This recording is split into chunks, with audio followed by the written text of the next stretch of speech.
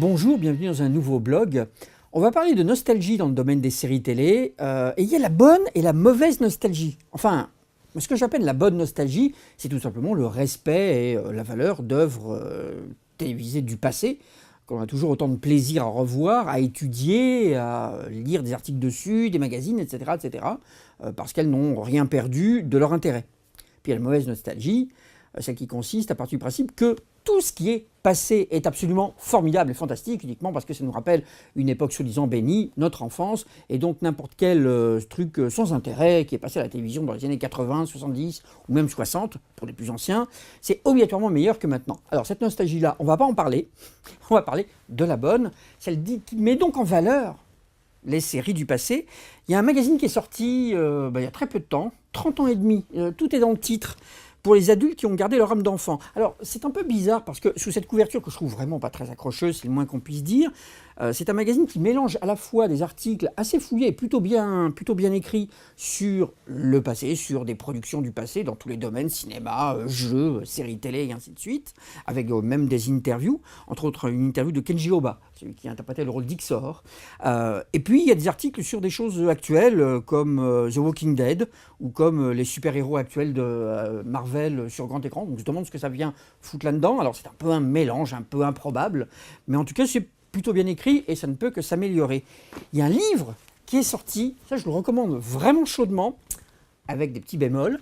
Donc sous ce titre un peu racoleur, Nos années récréa 2, 78-1988, en fait l'auteur Sébastien Carletti a fait véritablement un ouvrage qui recense vraiment toutes les séries pour enfants, dessins animés et séries jeunes de ces années-là, diffusées sur la plupart des chaînes. Donc c'est plutôt bien, surtout quand il s'agit de rentrer dans le détail à travers des doubles pages. Par contre, le côté un petit peu chronologique de ce livre, année après année, mois après mois, on montre et on explique ce qui a été diffusé sur telle ou telle antenne. Là, c'est un peu lourd. Et visiblement, le livre manque de pages à tel point qu'il n'y a pas de sommaire et il n'y a pas de moyen de se repérer à l'intérieur. Donc c'est un peu brouillon, un peu fouillis. Ça manque aussi un peu d'interview, de substance. Bref, c'est quand même un bel objet et c'est quand même un bon moyen de se replonger dans des séries sur lesquelles on a très peu d'informations. Et puisqu'on parle de séries anciennes qui reviennent, je ne pouvais pas faire ce blog sans vous parler de deux choses absolument essentielles. Le Prisonnier qui sort en Blu-ray, oui je sais la boîte est vide parce que je n'ai pas encore les Blu-ray, bon mais je vais les avoir. Le Prisonnier qui sort en Blu-ray, je ne vais pas faire des heures sur Le Prisonnier pour vous dire à quel point on ne peut pas avoir de culture série si on n'a pas vu au moins 2-3 épisodes de cette série de 68 qui a vraiment tout changé, même si elle n'a pas fait évoluer les choses, mais qui a montré qu'à la télévision on pouvait faire de véritables chefs-d'œuvre. Bon, je ne vais pas m'attarder là-dessus, il faut la voir. Et en Blu-ray, l'image est fantastique, mais surtout, là où vraiment il y a une qualité d'image qui est sans précédent avec ce qu'on a pu voir avant, c'est pour la sortie en Blu-ray d'Amicalement Vôtre. Alors ça peut vous paraître étonnant, mais il s'avère que les séries des années 60 étaient tournées en 35 mm. En France, on les voyait en 16 mm parce que c'était moins cher de faire des copies 16 pour la télévision française, et donc la qualité d'image était franchement un peu pourrie. Mais elles étaient tournées en 35, ce qui fait que maintenant, faire des éditions Blu-ray de ces séries-là, à savoir remasteriser avec une haute définition en partant des négatifs 35 mm originaux, vous donne une image telle que vous n'en avez jamais vue.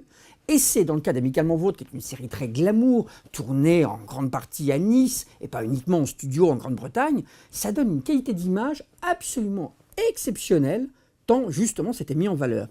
Et en plus, il y a des bonus exclusifs, interviews, réunions, documentaires, etc.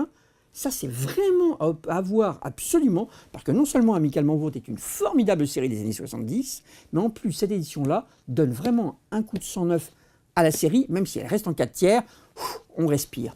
Donc ça, voilà, ça c'est mes conseils à avoir, ça c'est de la bonne nostalgie. Rendez-vous au prochain blog.